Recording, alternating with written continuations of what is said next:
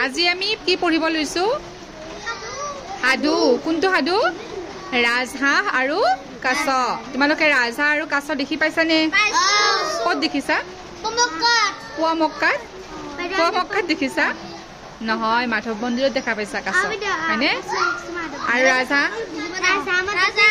দীঘল দীঘল ন গলবিলাক এতিয়া আমি পঢ়িম ৰাজহাঁহ আৰু কাছৰ সাধু হ'ব এখন বিলত এটা কাছ আছিল দেখি পাইছানে তোমালোকে সেই বিলখনত সদায় এযোৰ ৰাজহাঁহ চৰিছিল এযোৰ ৰাজহাঁহ মানে কেইটা থাকে এযোৰত দুটা ৰাজহাঁহ সদায় চৰিছিল সেই বিলখনত হয়নে তাৰ পাছত বিলখনৰ পানী লাহে লাহে শুকাবলৈ ধৰিছিল কাছটোৱে তাক বচাবলৈ ৰাজহাঁহযোৰক অনুৰোধ জনালে এতিয়া চোৱা বিলখনৰ যদি পানী শুকাই যায় ক'ত থাকিব হয়নে সেইকাৰণে কাছটোৱে ক'লে যে ৰাজহাঁহ মোক তুমি বচোৱা এতিয়াতো পানী শুকাই গ'লে মই ক'ত থাকিম হয়নে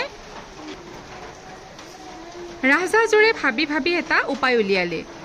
সিহঁতে এডাল লাঠি বিচাৰি আনিলে কাছটোৱে কৈছে ৰাজহাঁহটো কেনেকৈনো এতিয়া সহায় নকৰাকৈ থাকে হয়নে সদায় সিহঁতে এখন বিলতে থাকে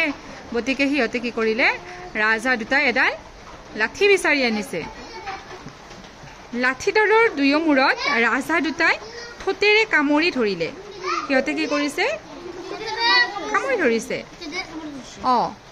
কাছক লাঠিডালৰ মাজত কামুৰি ধৰিবলৈ ক'লে আৰু কাছক কি কৈছে যে আমি দুয়োটা মূৰে কামুৰি ধৰিম তুমি কি কৰিবা লাঠিডালৰ মাজত কামুৰি ধৰিবা হয়নে ৰাজহাঁহ দুটাই কাছক লৈ উৰা মাৰিলে কিছুদূৰ যোৱাৰ পাছত সিহঁতে এখন নদী দেখিলে কাছটোৱে ভাবিলে এই নদীখনতে মোক থাকিবলৈ দিলে ভাল হ'ব কাছটোৱে ভাবিছে যে যদি মই এই নদীখনত থাকোঁ তেতিয়া সদায় পানী থাকিব নদীখনত গতিকে মোৰ ভাল হ'ব হয়নে কাছটোৱে ভবা কথাটো ক'বলৈ লওঁতে তললৈ সৰি পৰিল এতিয়া চোৱা কাছটোৱে মুখেৰে ধৰি আছিলে ন মুখেৰে এনেকৈ কামুৰি ধৰি আছিলে কাছটোৱে ভবা কথাটো যদি মুখেৰে ক'ব খোজে মুখখন মেলা যাবনে নাই মুখখন মেলা গ'লে কি হ'ব কাছটো